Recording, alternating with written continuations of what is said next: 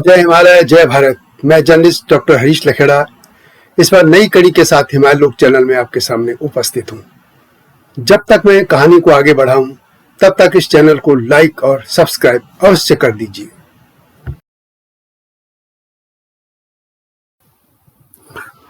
दोस्तों, आज आपको हिमालय के कुलिंद, खस, तंगण, पारद आदि वीरों के बारे में बता रहा हूं। इतिहासकारों ने इन योद्धाओं के साथ न्याय नहीं किया, इससे वे इतिहास के पन्नों में वह सम्मानजनक स्थान नहीं पा सके जिसके वे हकदार थे। देश की रक्षा के लिए भारतीय सेना में आज हिमालयी क्षेत्रों के लोगों की कई रेजिमेंट हैं। पूर्वोत्तर के नगा से लेकर गोरखा, कुमाऊं, गढ़वाल, डोगरा, लद्दाख और जम्मू कश्मीर के वीर देश की सेवा में लगे हैं। आप शायद ही जानते होंगे कि हिमालय के रणबांकुरे तो सदियों से भारतवर्ष की रक्षा करते रहे हैं। इतिहास साक्षी है कि मैदानी क्षेत्रों के राजा अपने राज्य की रक्षा के लिए कुलिंद और खस योद्धाओं की सेवा लेते रहे हैं। संस्कृत के विद्वान महर्षि पाणिनि ने भी इस बात का उल्लेख अपने साहित्य में किया है। वास्तव में कुलिंद और खस पेशेवर योद्धा रहे हैं और मैदानी क्षेत्रों के राजा, व्यापारी और धनिक लोग उनको अपनी सुरक्षा के लिए बुलाते थे। आज भी नेपाल के गोरखा इसी परंपरा का निर्वाह करते हुए अपने देश के साथ ही भारत, यूनाइटेड किंगडम आदि देशों की सेना में शामिल होते रहे हैं। ये हिमालयी योद्धा प्रस्तर युद्ध कला में माहिर रहे हैं। यह प्रस्तर युद्ध क्या है और मैदानी राज्यों के राजा इन खस कुलिंदों को सहायता के लिए क्यों बुलाते थे, यही जानकारी मैं आज आपको यहाँ दे रहा हूँ। हिमालय ने हमेशा ही वीरों को जन्म दिया। कोटद्वार के निकट मालिनी नदी के तट पर करुणाश्रम में दुष्यंत और शकुंतला के प्रेम के प्रसंग आज भी आपको मिल सकते हैं। पौराणिक ग्रंथों के अनुसार हस्तिनापुर नरेश दुष्यंत की रानी शकुंतला ने अपने यशस्वी पुत्र भरत को इसी आश्रम में जन्म दिया था। इसी भरत के कारण हमारे देश का नाम भारत पड़ा। शकुंतला को भले ही अप्सरा मेनका व महर्षि विश्वामित्र की पुत्री कहा जाता हो, लेकिन वास्तव में वह एक कुलिंद कन्या थी, गढ़वाली कन्या थी। महाभारत काल में जौनसार के राजा विराट की बेटी उत्तरा से पांडव वीर अर्जुन के पुत्र अभिमन्यु का विवाह हुआ था।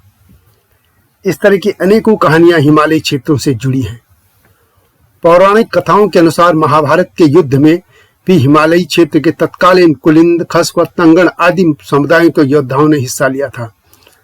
तब कुलिंद, खस आदि जातियां आज के हिमाचल प्रदेश व उत्तराखंड में बसी थी। महाभारत काल में इस क्षेत्र के राजा सुबाहु ने पांडवों की ओर से युद्ध में भाग लिया था। कहा जाता है कि कुलिंदों के अलग अलग समूहों ने पांडव व कौरव दोनों के पक्ष में युद्ध लड़ा। पांडवों के पक्ष में तंगण, परतंगण भी लड़े, जबकि कौरवों के पक्ष में खस और दरद मैदान में उतरे थे। इसके अलावा यूनानी आक्रमणकारी सिकंदर को भी पहाड़ी खसों ने एक स्थान पर भारी शिकस्त दी थी। क्रूर और धर्मांध तैमूर को भी खसों ने हरिद्वार के पास मार भगाया था। अंग्रेजों ने इसीलिए हिमालयी लोगों को मार्शल कॉम माना और सेना में अलग अलग रेजिमेंट बनाई। वैसे अंग्रेजों से बहुत पहले से मैदानी लोग भी हिमालय के वीरों का लोहा मानते रहे हैं। पौराणिक शास्त्रों में कहा गया है कि कुलिंद व खस पत्थरों से अचूक वार करते थे। इनको पाषाण योद्धि कहा जाता था। पत्थरों से लड़े जाने वाले इस युद्ध को प्रस्तर युद्ध कहा जाता था, जबकि मैदानी राज्यों के राजा व उनके सैनिक इस युद्ध कला से पूरी तरह अनभिज्ञ थे।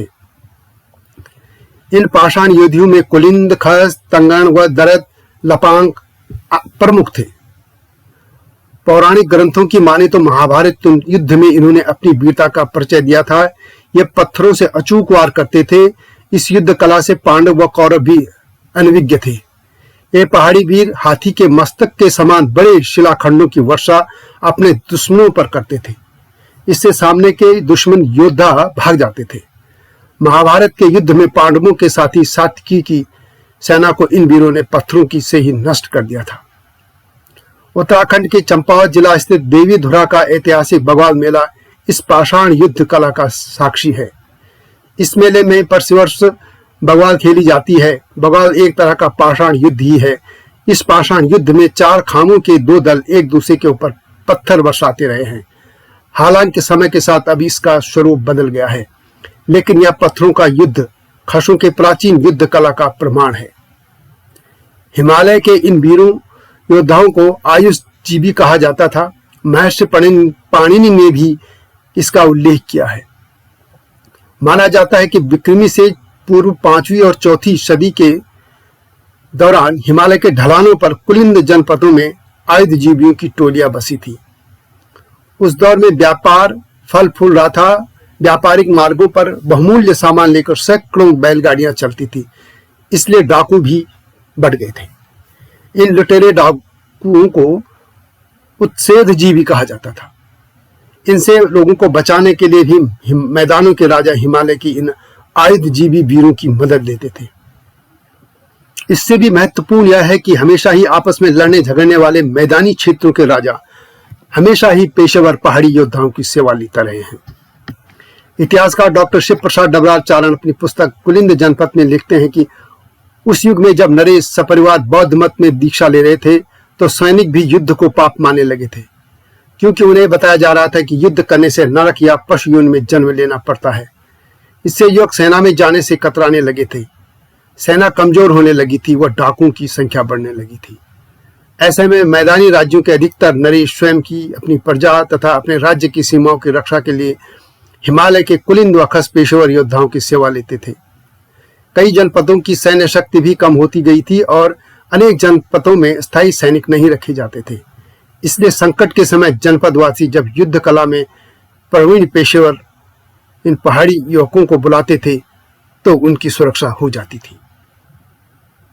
जब सैनिक को युद्ध में वीरता दिखाने के कार्य को नरक जाने का मार्ग समझाने लगा जाए तो ऐसे में भला जनपद और जनता की रक्षा कौन करता है। ऐसी परिस्थिति में जनता और संपत्ति की रक्षा के लिए मैदानी जनपदों को पहाड़ के पेशेवर वीरों की नियुक्ति करना पड़ता था। निरंतर आपस में झगड़ने लड़ने वाले मैदानी जनपद इन पर्वतीय सैनिकों को हर तरह की सुविधाएं देते थे। उन दिनों इन आयुधजीवियों की मांग बहुत बढ़ गई थी। इससे इन आयुधजीवियों ने अपने संघ भी बना लिए थे। इतिहासकार रैप्सन की धारणा है कि कुलिंदों की ही एक शाखा ने नंद वंश बताया था। यह शाखा कुलिंद में से कु व ली को छोड़कर नंद ही कहलाती थी। शिशुनाग वंश और नंद वंश की स्थापना करने वाले यही पर्वतीय सरदार थे, जिन्होंने मगध नरेश को हराकर उसके राज्य पर अधिकार कर लिया था। यदि इस मत को सही मान लिया जाए तो नंद की मूल भूमि उत्तराखंड और इस क्षेत्र के उस पास उसका राज्य विस्तार माना जा सकता है। मुद्रा राक्षस से पता चलता है कि पहाड़ के 5 राजाओं ने मिलकर सम्राट चंद्रगुप्त मौर्य का भी विरोध किया था। यह भी कहा जाता है कि सम्राट चंद्रगुप्त मौर्य ने यहाँ भी किरात और कुछ जातियों को अपनी सेना में शामिल किया था।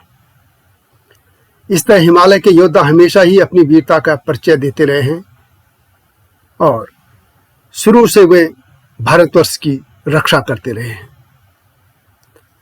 तो दोस्तों, यह थी हिमालय वीर योद्धाओं की गाथा। आपको कैसी लगी अवश्य बताएं और हिमालय लोक चैनल को लाइक व सब्सक्राइब करना न भूलें। जय हिमालय, जय भारत।